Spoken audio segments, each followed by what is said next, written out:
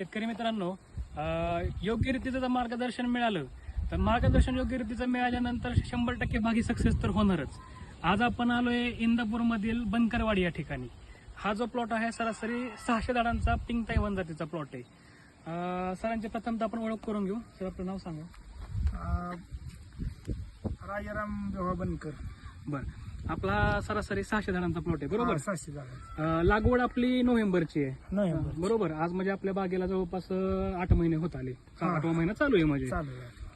तुमची माझी भेट झाली त्यावेळेस नेमॅटोड होता थोड्या प्रमाणात बागेला. होता. सुरुवातीला आपण नेमॅटोडवरती काम केलं बरोबर.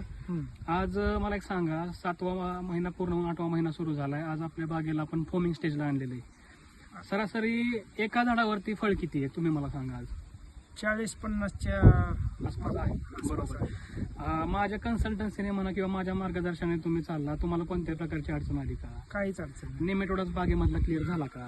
झालं. ज्यावेळेस आज आपण बागेला फोम बसवते ह्या स्टेजला तुमच्या भागात भरपूर बाग आहेत आणि आपल्या बाग बघण्यासाठी आहे की नाही? हो, बाग बघण्याची. आपला खर्च आतापर्यंत माझ्याकडून मी जे काही असतो मला कन्सल्टन्सी केली, कमीत कमी खर्चामध्ये आपण आजपर्यंत बाग आणली बरोबर का? हो.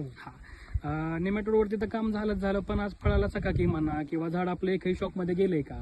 झाड असं फिनिशिंग मध्ये झाड.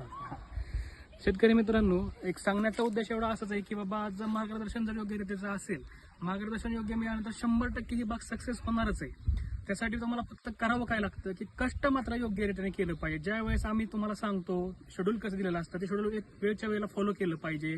ज्या त्या दिवशी फवारणी घ्यायची म्हटलं फवारणी घेतली पाहिजे. ह्या सगळ्या गोष्टी असतात. छोट्या छोट्या गोष्टी आहेत, त्या छोट्या छोट्या चुका आपण करतो.